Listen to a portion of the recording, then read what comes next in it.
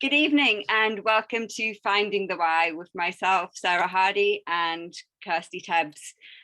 We hope you're all well, we hope you're all safe and you've had a great week. Of course, I'm now back in, mainland UK, should I say, and after my 10 days off, it's great to be home, it's great to be with the kids again. When I say kids, I mean my cat and my dog. So tonight we're going to be discussing artist bios and also artist statements and how to perfect yours. So maybe you're still wondering, what is Finding the Why? So Finding the Why is our weekly podcast. We're here basically we are artists and we're here to support, we're making this for artists and to support you all. We're here to basically challenge the elite systems and the gatekeepers of the art world, and we deliver content that hopefully inspires you. And we've got the latest in the art world, the art news, and we cover exposés, anything from bananss duct tape to the wall basically, and lots more. So please feel free to DM us if you have any feedback, if you have any news that you would love to have covered, any subjects, any topics that you think would be really useful to your careers. And please feel free to tell your friends about us. As I say, we're here for you all creatives, no matter what you do. So for the next hour, please grab a cuppa, kick back, and feel free to join us in our weekly art challenge as well. And please, if you do join in, do tag us. We'd love to see them. So, Kirstie, how are you? I'm all right. My week has been a little bit hit and miss this week. So I've now got confirmation I will be a managerial position for a gallery in St Albans around the corner, which is really, really exciting. I'm just waiting to start now. Can't wait. And I've been sorting out all the orders ready to deliver today for our little book of poems 2021, which is just a handmade book with over 60 poems and artworks in it, which is available on the gallery website. Cool. I've just broke the prototype. Oh no. The real ones are better made. Yes, but everybody please go out and buy one. They are pretty awesome. Yeah, I mean, it's fantastic poetry from people all around, mainly the UK.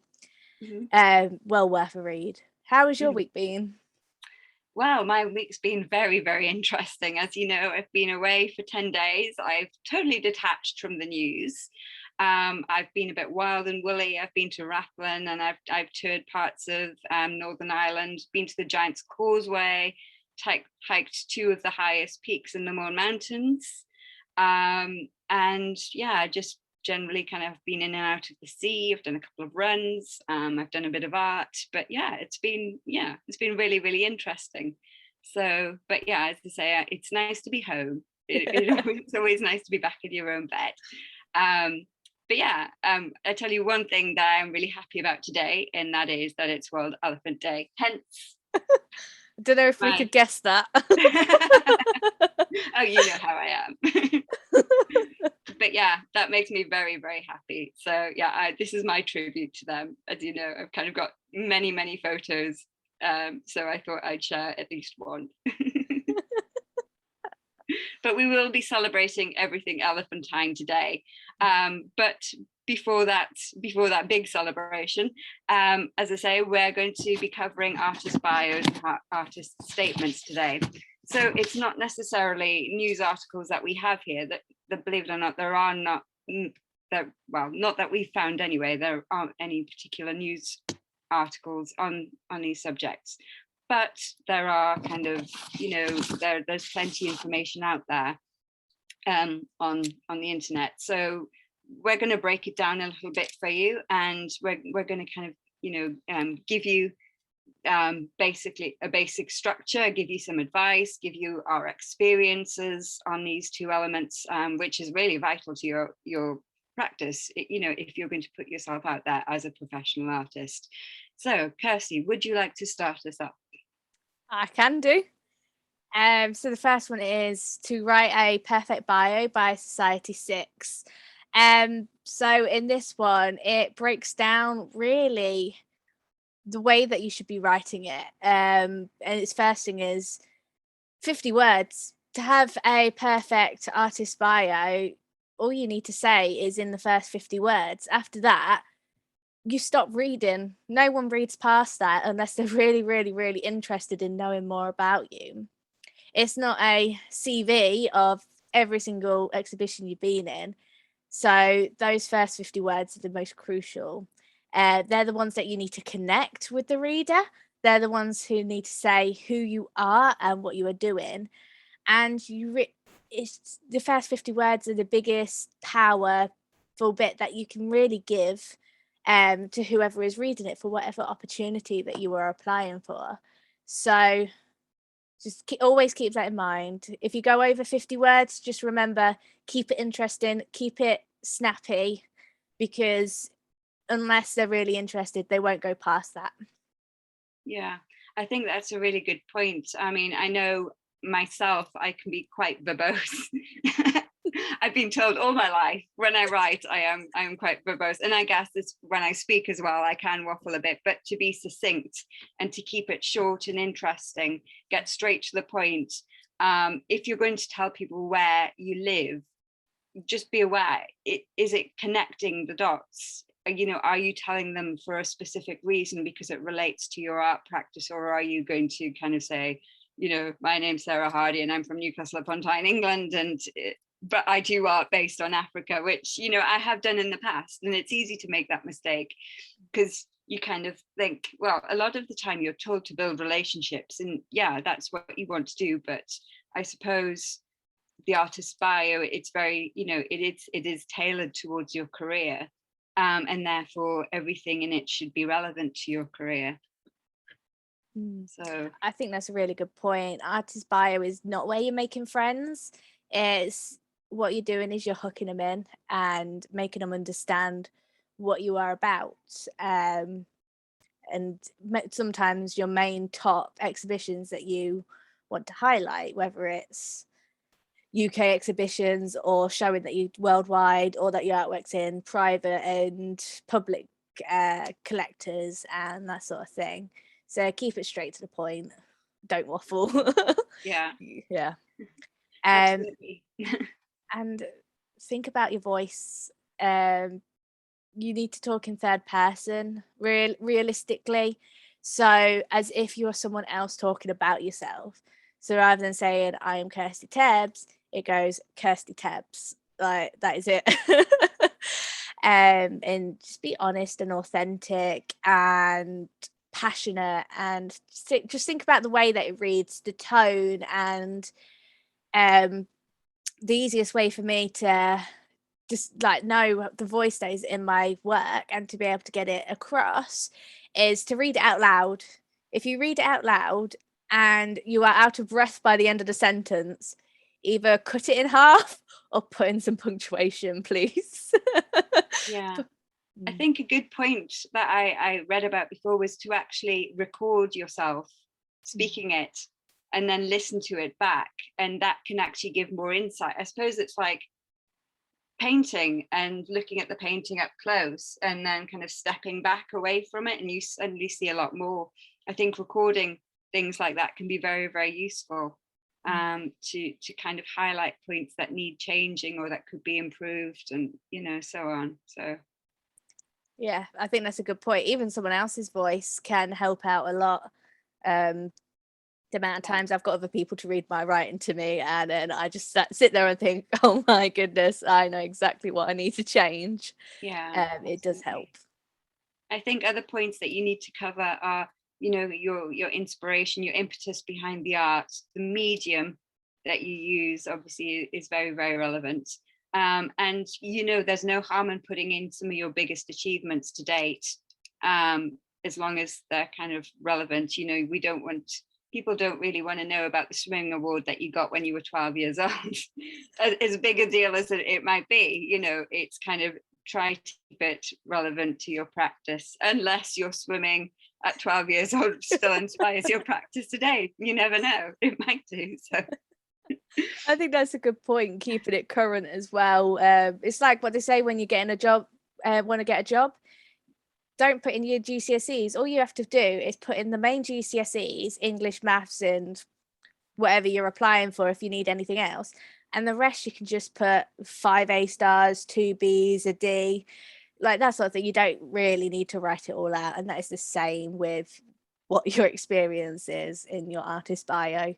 Keep it current, keep it good, and don't include your GCSEs. Yeah. I think another thing is kind of getting it proofread, aside from just kind of listening to it, draft and redraft until you're happy, and then get somebody else to read it, check it for grammar, and make sure, because that is one of the things about professionalism. You want it to come across professional, and part of that is, spelling, punctuation, grammar, which is all really important in presentation. And kind of keep it short paragraphs, I think, as well. But yeah, we were speaking about kind of writing in third person, and that doesn't mean you can, because you're, I suppose in a way it's kind of saying, oh, somebody else is writing this for me, but that doesn't buy you the right to kind of go off on a trip where you're like singing your praises and kind of making these grand gestures and these grand claims to your career. It's about, I don't know, sometimes subtle is best, sometimes less is best as well. And you want to leave people wanting more. You want to leave people wanting to find out more, explore your work more. And I think there are certain nuances to writing these things. And I'd always say, if you're really not sure, maybe go off and kind of look at other professional artists' statements and see how they've structured it, and let yourself be inspired by them as well. Obviously, we're not all adept at writing, and there again, we all have different writing styles. But sometimes it's kind of good to not compare yourself, but just kind of take inspiration from others who have been around a bit longer. Yeah, that's very true. Just see what's out there. I mean, everyone starts out not knowing how to write it, and it's not going to be the same for the rest of your life. So it's not one thing you write. You tailor it to where you are putting it. So if you put it to a gallery, you want it to be noticeable and have common themes running all throughout your artwork, as well as in your bio. So Society 6 suggests that it's 100 to 150 words, because the gallery wants to know about you and why you would be so amazing in their gallery through what your actual practice and your background is. It gives you that little extra space to be able to highlight your experiences, exhibitions, commissions, where you've been collected. So then the gallery can go, wow, I want them in my gallery because they're going to make me sales, and bring in more people. Yeah, absolutely. And as they say, kind of depending on the audience that you're aiming at, whether it's on your website or aimed at a gallery or aimed at social media, it should be slightly different. And I think artist bio should be constantly up for review, because as artists, we're all living life and evolving as much as we might not realize it. It's as much as we wake up the next day thinking, yeah, I'm still Sarah Hardy, or I'm still Kirstie Tebbs. We're all slightly different, because you've lived another day of your life. And I'm not suggesting that you change your artist bio by any means every single day, but maybe review it, annually, maybe biannually, even, depending on what you're applying for, because everything's constantly up for improvement. So I think that's a really good point to think about. Where you're putting it is important. If you had, compared to a gallery, an online shop, that's a complete different clientele. So maximum really 50 words, especially with Etsy, the shorter it is and the more personal you can make it, the more likely people are going to buy. No one's going to read a massive thing on an online shop or Etsy to get to know who it is that they're buying artwork from. What they want is, they want it quick and snappy and go, yes, I want to help that person. because at the end of the day, without the customers, your lights aren't on. So you want to make them want to buy stuff from you. So it's got to inspire, show your medium, your location, whether they want to invest in a local artist from down the road, or if it's a massive artist that earns millions a year. They want to know. Yeah. I think another good thing about knowing your audience and kind of where this is going to appear is you get to know what are the most common questions that they ask, and kind of being able to include that answer in your bio can actually provide that connection rather than throwing a whole load of information at them all at once. If you answer these defining questions that commonly crop up, that can be quite a good input into the bio. So. Yes. So, I mean, it is all about audience, really. You need to know what they want. You don't want to go to somewhere like the Saatchi and like something so ridiculous, unstructured waffle. You want to make sure it is the top of the top. So you just got to keep writing. You got to keep asking people to read through it and look through it and look through it again and again, and just keep working on it. You need to know, well, what are they asking? What do they usually have in there? Do you tick their boxes? There's nothing where you can say to them at the end, look, I tick all your boxes. But in your artist bio, you can work it all into it. If they want something that's sustainable, something that's helps the public or brings something into the public sector, put that in your artist bio, because it saves them going up to you and asking that question if you manage to get through without saying you tick their boxes. Because a lot of the time it is a tick box exercise, because anyone they bring in needs to hit a lot of their points for them to be able to get funding, let alone the artists getting funding. Yeah, absolutely. And again, we found another article on how to write an appealing artist bio. This one's by Artwork Archive, and basically there, you know, I suppose there are a lot of similar articles online. But yeah, similar content. It talks about what it is, you know, it's basically your story, and what you're trying to do is build up trust with your audience. I think trust is a really, really important thing when you're putting things out there. People want to know that they have a source that has an integrity, and you know, it's a genuine kind of passion that you have, and you know, it should include your credits and achievements. Basically providing the audience with understanding of your interests, of your past and your present, kind of, you know, with confines. So nothing expansive, you know, as we talked about, that's, you know, you want to leave them wanting more. And yeah, adjusting accordingly, which means, you know, reviewing and redrafting and so on. But yeah, I don't think there's not a great deal of difference with the information or the advice that we found. It's, you know, I suppose it's just all worded very, very differently, or slightly differently, should I say. So, yeah, yeah. I agree with that. Most articles are going to say exactly the same thing, just with different words. And this, what we've just done is managed to condense 2 articles to basically the exact same words, because that's all it is. You have to know your audience. You have to know to proofread it. You have to do all this basic stuff, have the word counts as well, to be able to just get past that first barrier of them reading who you are. Yeah, absolutely.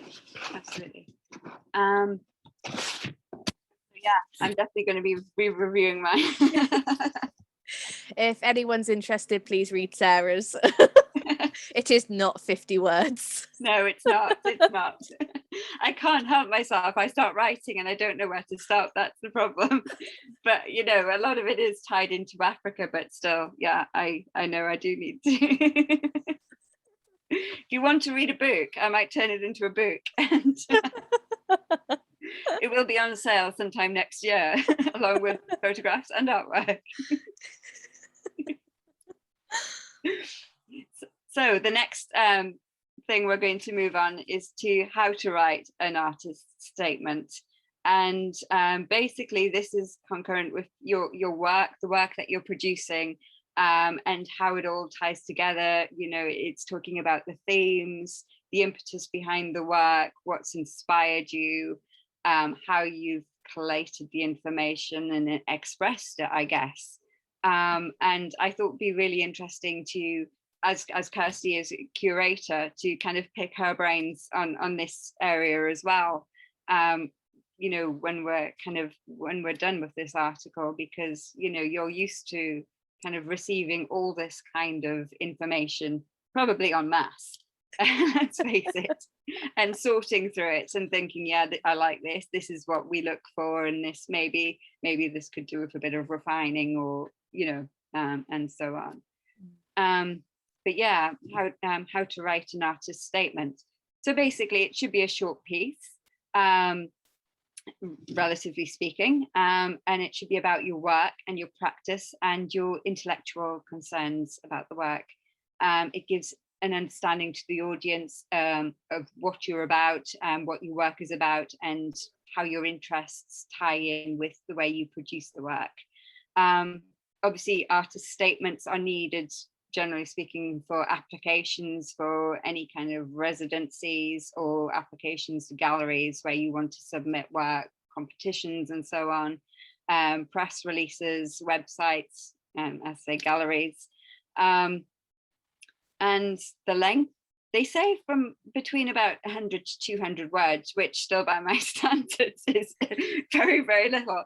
But yeah, but you should start with the basic principles, the basic facts of your practice, and grow it or shrink it as appropriate. Composition, you want to be very clear, specific and simple about it. I guess it very much ties in with the artist bio in the way you should structure it. It should always be clear and comprehensive and well written. You know, you're looking at grammar, punctuation, spelling, sentence structure, paragraph structure. Keep it short, snappy, interesting, punchy points. I'm not saying bullet point it, but actually that might work when you're writing it. If you have a list of bullet points that you want to include, and then you keep to them points, and, you know, keep to that list while you're writing it, that might actually be quite helpful for you. And yeah, say what you see. Maybe, you know, they say to express your physical ideas and reference your conceptual ideas, and maybe explain the evolution of your work, how it's progressed from your initial piece to where you are now, and kind of how the pieces tie together, you know, kind of that theme that you have running through the collection, and the language that you use as well. So sorry, my dog's just walked into the room. I'm hoping he's not going to start barking. I check all the doors as well. Yeah, I think that's some really good advice there. And I think with the word count, 100 to 200, definitely the average you should do. But make sure you're prepared to condense it to 50 words, or to be able to put it up to 250, because there is that leeway that some galleries have. With my online gallery and pop-ups, I allow up to 250 because I understand that some emerging artists can't actually condense it very well. And I do offer a lot of advice over email, asking them if I can adjust it slightly, or if they can adjust it. It's like, it's not the end of the world for me anyway, because I understand. But other galleries say 50 words maximum, and you cannot put in more than 50 words, otherwise they decline you, or you can't apply for anything. They won't let you press submit. So it's really important that you actually read what the word count is, because you can be very quickly discarded if you just go one word over. And yeah, avoid your work history, please. An artist statement is not necessarily the place to put it in, it's more the bio. But if they don't ask for the bio and you have more words for the word count, you can put it in right at the end. you have to have your name, where you are, so whether you're Hatfield, England, or just something like that. The best one I've read is Citizen of the World. That was a pretty smashing one, I think. Maybe I'll adopt that one. You don't want to really put in much about your career in a sense. So what you want to put in is what your practice aims to do, what your themes are, what all about your work. We don't want to know about the 60-year-old lady 3 years ago that you helped out with a art project, unless that is a massive thing in your practice, helping the community. And grand claims or false claims to exhibitions. This one's pretty rife, especially with online exhibitions, where you've entered it but you haven't been accepted, but you still write it there on your bio and in your artist statement saying that you have done that exhibition, but you actually haven't. It's quite easy to check, and it's quite easy to catch you out and just decline you, because we know that you might use us for the wrong reasons. And yeah, we also want to know what your process is. If you have an interesting process on how you make your artwork, please tell us. If you are a contemporary printmaker but you don't use a print press, you use the floor in your feet, well, you need to tell us that, because that is a really interesting process. So, and if you use traditional methods, we can't always tell when we see it. We want to know this stuff. We want to be able to experience the artwork in its absolute fullest. Yeah, I think the key here is that we're all learning all of the time, and there are no hard and fast rules, because we are all individuals. It's not like we can all make similar claims, and as I say, these things are constantly up for review and constantly up for improvement, but that comes with learning. So it's it's no bad to kind of think, oh, I've got to run and kind of redo mine or anything like that. It's just, as I say, it's constantly up for review. So is, yeah. Your artist bio biannually or annually updating is fine. With your artist statement, really it should be tailored to the actual thing that you're applying for. So again, just think of it like your CV. Your actual CV, pretty much the same, but when you do your description, you change it for every, or your cover letter, you change it for every job that you put it into, in the broadest terms analogy I could think of. Absolutely. So have you had any experiences with the gallery of kind of specifically great either bios or statements that you could like reference, obviously without names and stuff? I've had some absolutely phenomenal ones where they have hooked me in so much that I've offered them artist talks, and like paid sometimes, where it could be afforded, and yeah, I mean, so they hit the ones that are sent to me, that hit the right spot, know exactly what I'm about. They've read about the gallery, they read about me as an artist, what my interests are, they understood it all and put it all into their statements and bios, so that I really couldn't say no, because it hit every single thing that I wanted to know and to read and to look at, that it was just like there was no at all. Yeah. And you need a level of professionality when you hand them over. Make sure you read terms and conditions. So this is going slightly off topic a little bit, but if you have to pay an exhibiting fee, like, you need to know that before you submit. You can't just submit and then say you can't pay, or that you thought it was a paid opportunity. That if you genuinely cannot pay, you have to say before you submit, so you're not wasting anyone's time, because you never know. If you ask, they might be able to give you a sponsored place, they might not, but you need to ask first. it comes across as incredibly rude if you ask after you've been accepted. You have to know how the gallery operates, or how funding operates, or whatever you are choosing to do, how it operates. Do you pay an exhibiting fee? Do they take commission? Who sorts out the postage and all of that? And or if they're based purely commission based gallery. So you can't ask a gallery that works off of exhibiting fees to not pay exhibiting fees but keep 60% of whatever you sell. You really need to know what the gallery is about, whether you have upfront costs or not. And usually that is the difference between whether it's a private gallery or a public gallery.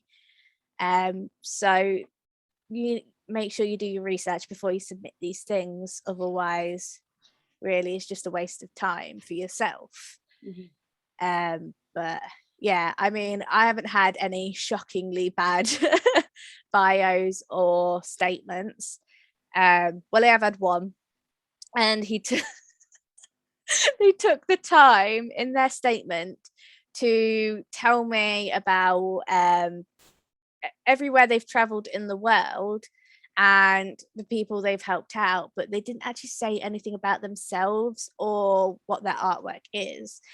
Along with that, when they sent their biography off to me, it was a 12-page document of courses they've run, workshops they've done, and I think it was 2 exhibitions that was actually on it. So like, that is incredibly impressive what you have managed to do with your courses and stuff. Yes, I would think of you to run a workshop, but that's a workshop application. It's not necessarily an exhibition application.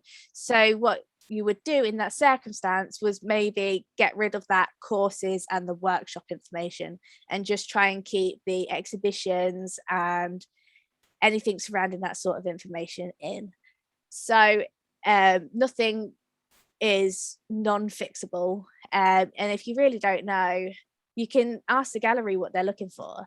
Especially with mine, I'm more than happy to give you little pointers if you really don't know how to write it, or if you haven't had the education to be able to write it. I think perhaps it's something that we could do is to provide a cheat sheet for this, just so there's a basic structure to follow. Obviously there is so much information out on the internet that's really easily accessible, but if anybody would like, it's no biggie for us to put a document out there with this podcast, just for ease. So yes, we're more than happy to make one. I've actually been slowly under the way making a small cheat sheet for the gallery.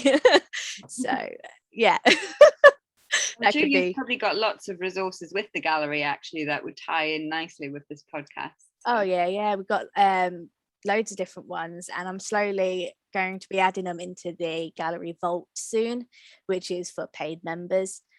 But some of it we will be making as free access, just because not everyone can afford the £3 a month to be able to look at information as well as everything else we offer. Yeah. Cool. Okay. So are we moving on to the art challenge now? We can do. I think it's going to be a little short, but that's no problem. But yeah, we could make the art challenge a bit longer. Yeah. With the size of the paper, we might need to. Maybe we could make it 10 minutes instead of 5. Maybe. Can anybody hang with us for 10 minutes? Right, so for this we will be stopping our screens, and you'll be seeing where we habitate, because we live at work Hopefully from home. Not too messy. Yeah. We did try cleaning up. So my virtual background. There we go. The mess. Oh, there we go. Bye, elephant. That one. Yes, this is how messy my hair actually is. You can't see it with the background. Right, so I'll have to take these out. So can you still hear me? Yes, I can still hear you, Kirstie. So, right, I'm going to try anyway and angle my screen so you can see my paper. although you probably will see my back only. I haven't quite got as much room to work with as Kirstie. But what I will say is, as I said, it is World Elephant Day, so we are going with that theme, and we thought we'd work slightly bigger than usual. Kirstie has gone 10 times bigger. I have gone a little bigger, so I've got my easel here, and it will do for now. Nice blank piece of paper. So yeah, we are going to be elephant themed, and I will find some music if I can shrink the screen without freezing everything. So today we have a track called Walking with Elephants, which I thought was pretty cool. It's more of an ambient track, and it's by a group called 10 Walls. So there you go. Hope you can hear it. And I'll click back onto Zoom. This is where you speed up, Kirstie. Let me find some paint. I've got to do this without getting it all over the sheets. Just a tip for anyone watching: if you are working from home, if you get paint on your sheets, washing up liquid is actually very good at getting rid of the acrylic paints if they're water-based. Oh, that's good. I wish I'd known that when I got it on my jeans all that time ago.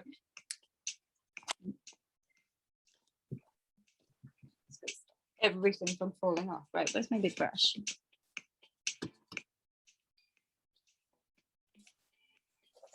I'm gonna go blue.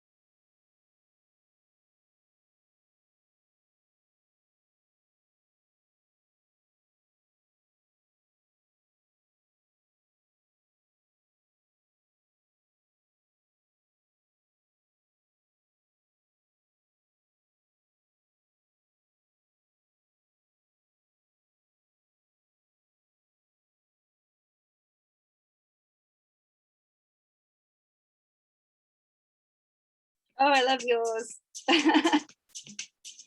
Very well so far. Ah. How do I mess it up? I'm actually trying this week. And here's me trying not to.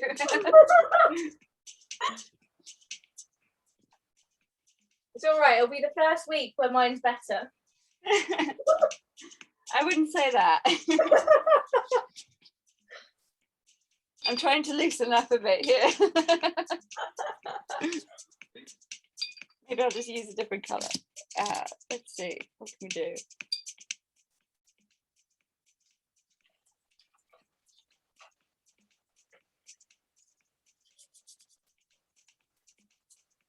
Let's do it like that.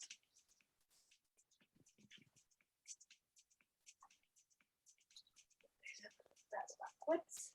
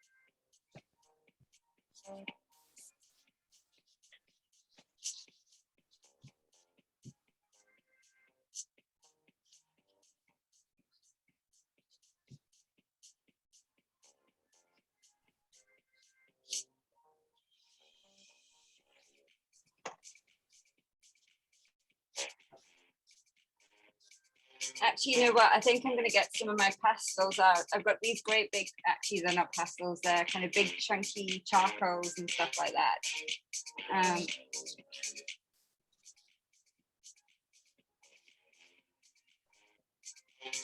I just love when you're working a bit looser, it's just so nice to have them. Yeah. Let's see where they are. You can find them anyway. Graphite.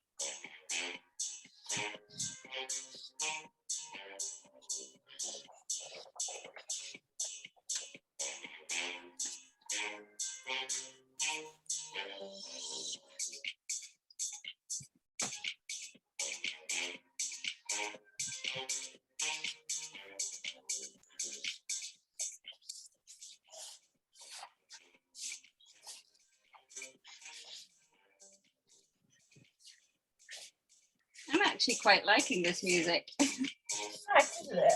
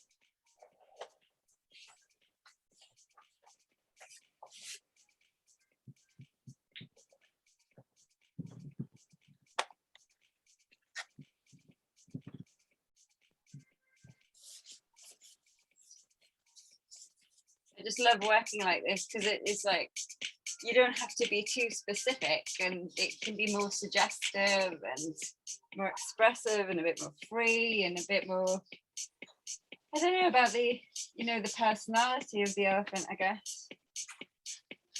Yeah, I have to say I love working larger because it really gives you freedom the way that you can draw. Huh?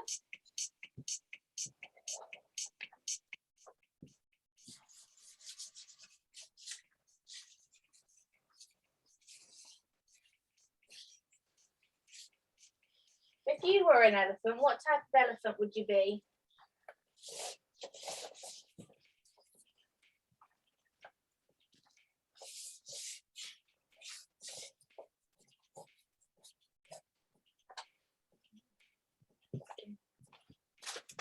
Hello, almost died.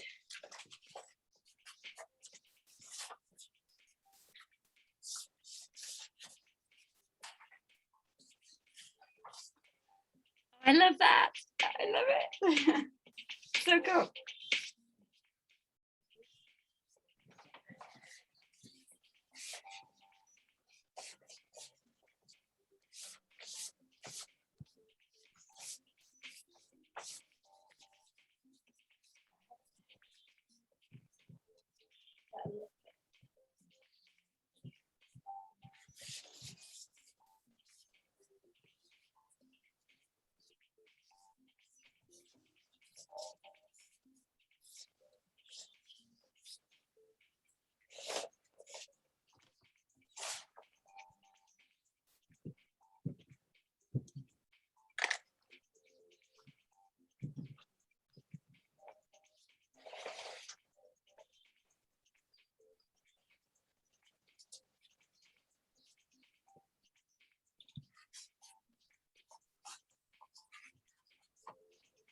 How long have we been?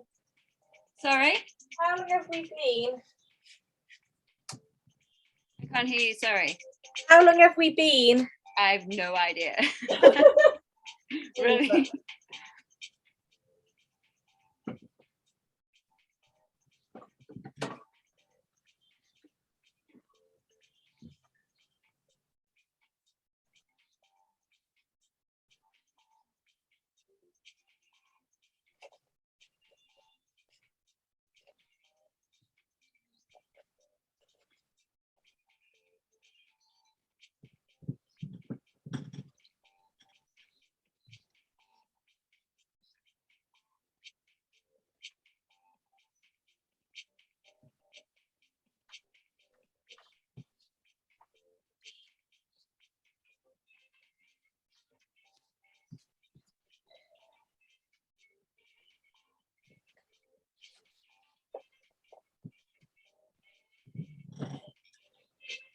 I think we have 2 minutes left. Okay. Right, where's my pens?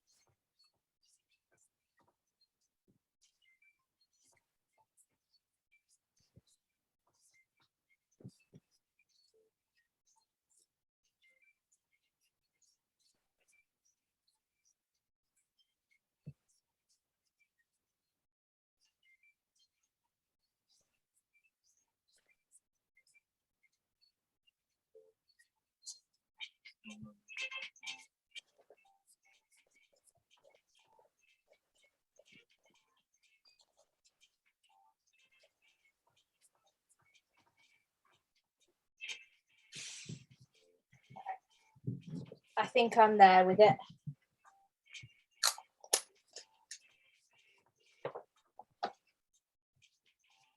Put in a bit of background. I love that. I really, really love that. I'm so impressed with myself.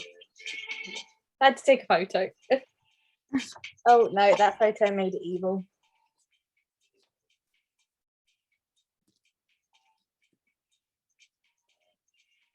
There we go. I have to say, it looks better the wrong way around. I think it's awesome. That'll do. I really like how you've done yours.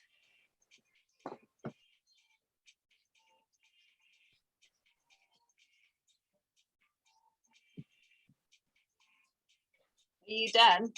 I am. I've decided I'm done. So I'm going to sit here in the background for a bit.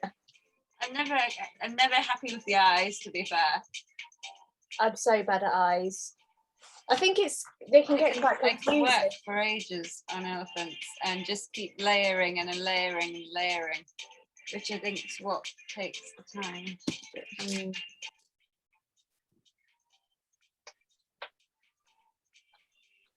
I probably overdo it.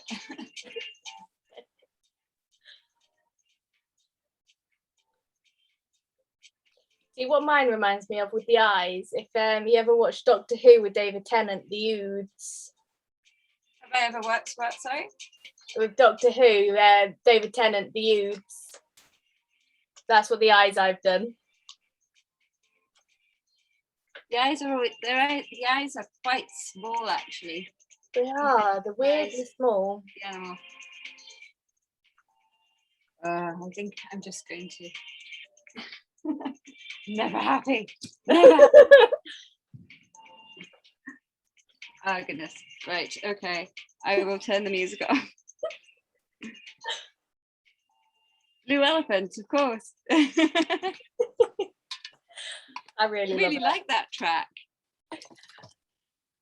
I really, really like that track. Hang on, let me get my camera back. So I really love that. That's so cool. First time I've ever done an elephant. That's very good. That's very good. So there's mine. Oh, I just got black all over my face. The amount of times I've looked at my mum and she goes, do you realise you've got like There we go. I'll use a tissue. There's mine. That looks fantastic. But I really like it. I love how you've done your background as well. Thank you. It's kind of become a thing. I get so absorbed in the process and I just keep going, and I don't mind that colours run, and kind of even colours that you wouldn't normally mix together. It just kind of, I like it to be dynamic. Yeah. And elephants are, you just have to sit and watch them and watch their personalities and kind of see how they interact. And I just can't help but be inspired. So yeah. There are elephants. Absolutely, and long may they reign as well. Let's hope people come to their sense, and kind of conservation efforts will be rewarded, basically, because it's still a big problem. But there are people who care and who love them, and let's hope that, as I say, it works. But but yes, great effort. In fact, not effort, it was great work, Kirstie. I really love that elephant. I was going to say great effort. That's last week. Great work. Good job. Yeah. So this is our art challenge for this week, and we just want to say thank you so much for joining us. We've had a ball, and we hope you've got some useful information to take away for your art career, and how to write your bio and how to write your statements. So we're kind of always here. We're here to support you in your career, and it's as we say, this is run by artists for artists. So please don't be afraid to share with your friends, like, share, subscribe. It all helps, and it helps to spread the word. Next week, 19th of August, Yes. we have Vitor Schietti, who is a photographer who actually lives in Barcelona, and he will be joining us for is it World Photographic Day or World Photograph Day? Yeah, which will be very, very exciting. And yeah, we'll be having a good chat with him. He's also a vegan activist, so I dare say that will come up in conversation as well. If you have joined us in our art challenge, please don't forget to tag us, because we really would love to see your efforts. And join us for more fun next week. Yes, we can't wait to see you next week. Amazing guest. We're so excited to have on. And we'll hopefully also give some tips, tricks and hints to give in some good photographs, just to make him pop, because even if you're a painter, you still need to know how to photograph your amazing works. Absolutely. And I'll be bringing cake because it's my birthday next week. Everybody loves cake. Maybe next week will be the week where I don't get messy. Never cake. That could be a challenge. Maybe we'll all make cakes. But thank you. Yeah, thank you so much for joining, and we will see you all next week. Take care. We'll see you soon. Bye.